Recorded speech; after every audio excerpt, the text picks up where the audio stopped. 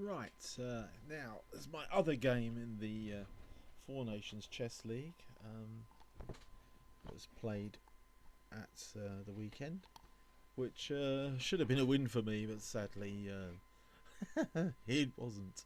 I'll actually flip the board so I can look at it from my own point of view and just go through the moves. It was an interesting game actually. It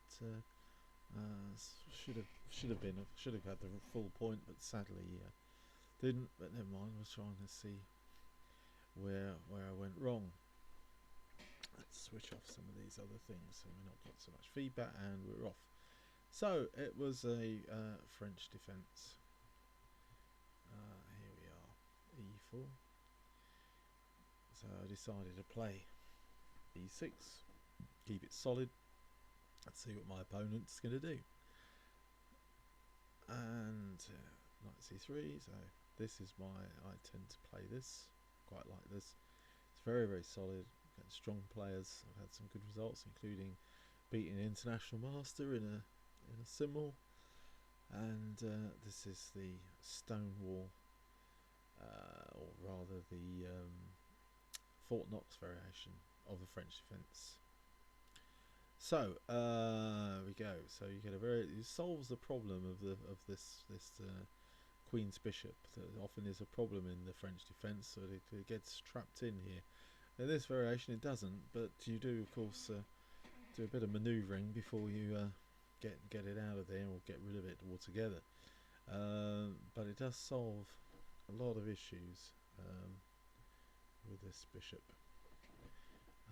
So we don't have any problems trying to get it out, getting stuck behind its pawns.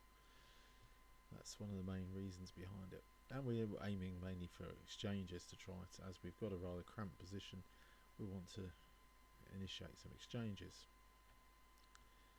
Okay, so 97 is fairly normal, not very normal. So it's something we want to try and change. Now, not often here, white will often move the knight to avoid exchanges. They'll often go back there. Sometimes they take here. Sometimes queen comes here. This particular game, none of those things happened. In this game, my opponent played instead rook to d8. Sorry, rook e1. I'm thinking from the wrong point of view. Rook e1. So I want exchanges, so I go along and exchange off some pieces. Got rid of my sometimes awkward bishop, and black really is equalised. It's a very equal position. It's very easy equalisation in this this line. Knight f6, it's very reasonable. Attacking the rook,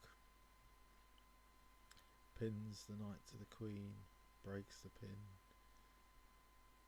More exchanges for me. Oh yeah, this is quite an interesting position here. Normal would be, of course, bishop takes. And this position, quite a normal way of playing. I thought it would be. I thought if bishop takes, apart from the fact that I think g takes gives me more of a chance to attack, to get some attack along this file to the king, which I quite is why one of the main reasons I wanted to open it up. But if you take with the bishop here, I was also slightly concerned with d5. And difficult to, I can't really take it here. Well, I can't take it at all here. But I can't take it because of the pin on the king. So you can't take it with the queen or with the pawn. So you'd have to probably castle here. Let's do that. And after d takes e6, I think white gets quite an advantage here. And I looked at these variations, and I think, and Fritz is actually looking at this, is agreeing with me. The white's got quite a nice advantage here. So I think that I chose well in avoiding that line, and rather I played g takes f6 to initiate some play, and it prevents a knight from coming in to these squares here, which I think is quite useful. Okay, so g takes f6 played, and Fritz has given it as pretty level. Queen d3 I now play c6, which all seems pretty good. Before trying to get through, trying to open up the centre. F5. Okay, it's also making some air for my bishop to come out, as well as attacking the rook. So rook has to move. I've now got my as I've got only a dark square bishop, I want to put as many pawns as possible on light squares, so it's got the most flexibility, most freedom. Queen d6 played.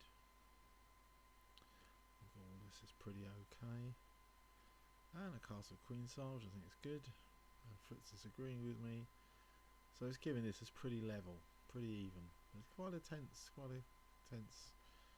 position. Yeah, I see now putting some pressure on this, on the centre here. Lots happening here. Okay, so continue there. So white trying to get a lever and pushing one of these pawns centre, and I'm just trying to control these mainly. I think a lot of it revolves around this square as well. Yeah, now I decided it's time to get this pressure against white's king. Now, I think the main threat here is for white to come in here, where it's hitting this and this. That was one idea. So I moved the rook to g6 to prevent that, and also to prepare doubling up. Right. Fritz would prefer me to have played queen to b4 here to cover this. I'm just wondering what would happen after then. h5, and then bishop, queen takes, and queen takes. And that's alright, not bad for black. Bit of a weak pawn here, bit of a weak pawn there. Yeah, maybe slight advantage to black in fact. Okay, so I played rook g6, d5, which opens up also this line. Oops, excuse me. Cancel that. That's not what we want to do. So it opens up that line there. But is that really a threat? So I thought, well, I'll choose to ignore that. I could have played a6, but I chose to defend by attacking in the spirit of Tau. Now, I think here, right, if he did take the pawn, let's have a look what happens.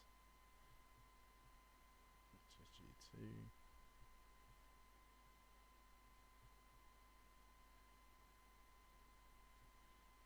Then after that,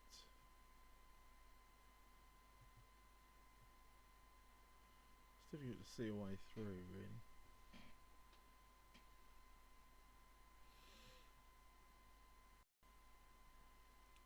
But my opponent played d takes c6, but I don't think it's very good. In fact, Fritz threatens that's pretty bad, allowing what I played. Rook takes g2, king going into f1. Means I've got an advantage here. Queen takes c6, queen takes a7, takes c4. Significant advantage is showing plus. It's showing 1.5 to black here with d3.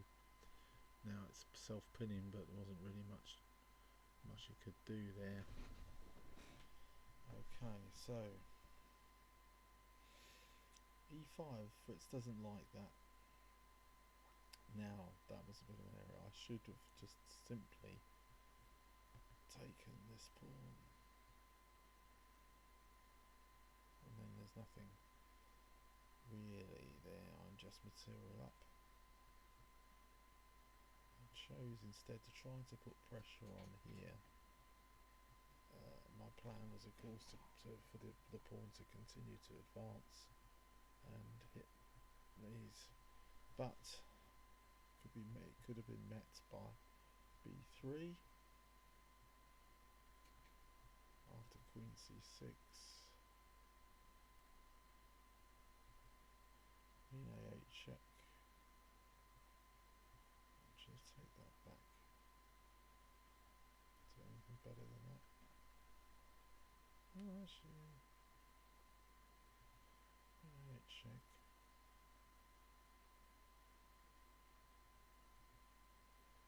c7, queen a5, queen b8, and rook d8 check is actually winning. This is similar to what happened in the game later on, but not quite. And the reason is that now the rook falls, and so now I'm considerable material down. So this e5 move wasn't very good because it would have given him a chance to win the game, but he missed that. Fortunately, he was worried about my advance, presumably, so he played queen a, a bit of a wrong order, I suppose. So king c7, queen a5. So it's all much similar, very similar, but without the b3 in there. King b8 stops the queen checking anymore. Now b3 will also, of cause problems, but not as bad as before. b3 now. Queen c7. Oh, queen a6 was actually my intention there. Let's have a look at queen a6. And I think it has to take. That's pretty level now. Again, or maybe slightly advantage for me as well. After rook d7, a4, e1. Oh, that's quite dangerous. Quite dangerous for black. But opponent missed that and played knight takes e5. Got greedy. Knight takes e5, which should lose because now it allows rook g1 check. We've still got this horrible pin here. I found this move, which was quite happy that I found this this move. Hitting the pinned piece again. So it's hit by the bishop, now the rook, sent pin to the king. Very difficult position, which is now showing 3 pawns plus for black here. So he supported it, and now the simple. Let's have a look at what I should have played first. Simple bishop takes e5 wins outright because f takes e5.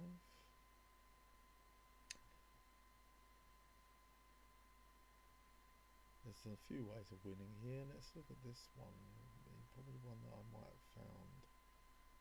Rook takes there, king forced to take, and queen takes d3 check. Is just winning, just a rook up and goodness knows what up. So the simple one has to follow through all captures completely. This should be the first thing I looked at. I did look at it, but I didn't follow it through. So that cost me the point here, because if I looked at that first, look at forcing variations first. Okay, I suppose I did because I looked at a check, but look at captures as well. Look at those forcing variations. I was running a bit short time, but unfortunately I played, instead of just taking the knight off, queen takes. I was worried about, okay, let's see what the problem is. I was worried about queen takes. Then as far as I only looked then as far as this. Rook takes, so I've taken a knight and he's taken a rook, so it looks bad, but of course then you just have to, I mean, there's a few things I could do here. Presumably I could just have come back with a bishop, which this I would have seen.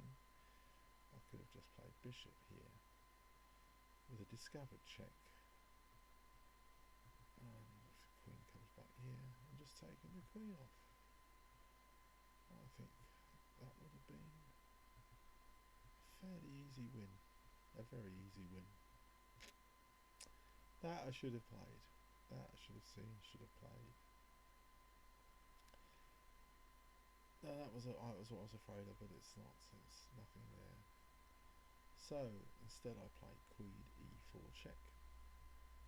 But I'm still winning, but it's when you're winning, you need to keep it simple, and this isn't simple now because the king can start running into d2.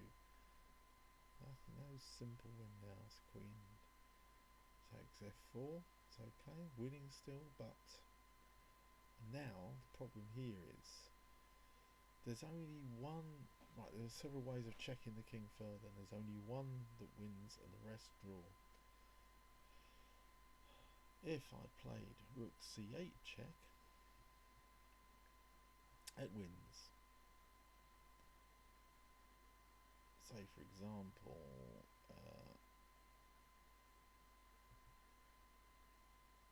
king goes back there.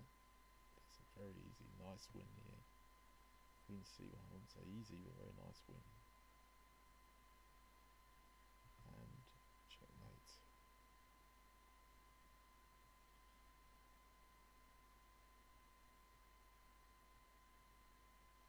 And if anything else here, say rook c3, then rook takes d1, takes c8 check. It's more complicated to find all this. Queen c5 check.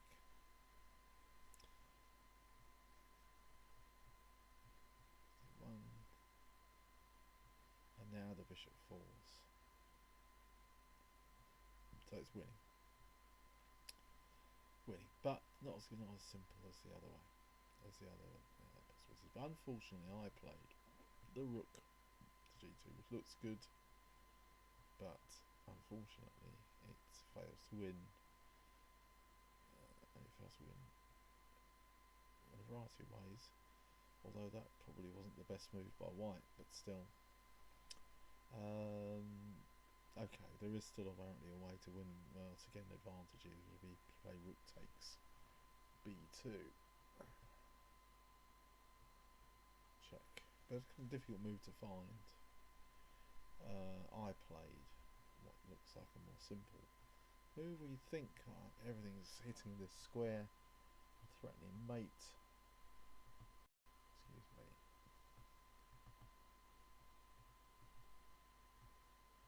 Everything hitting that square. You'd think this would be good and would soon win, but of course it runs into these checks, which I should have considered. Forced check, and of course now the rook has been forced to capture, and the queen falls. So now we've lost the material that we just gained. 2 rooks, 4 pawns versus a queen and rook. So yes, technically I'm up in material, but it's not winnable because there's always perpetual check here. There's always going to be a perpetual check. So after I move the king, if you move the king the other way, you have to move it this way. Of course, if you move it the other way, that would actually be a way to lose the game, which wouldn't be good, because then, of course, queen a5 check would pick up the rook. But fortunately, I did at least have the presence of mind to move the king in the right direction, play king c8, and I proposed to draw, which my opponent, after looking for a while, accepted, and it's dead draw. So pity, missed out there. We need to really evaluate all captures very, very carefully before we make a decision. Okay, signing off. Thank you very much.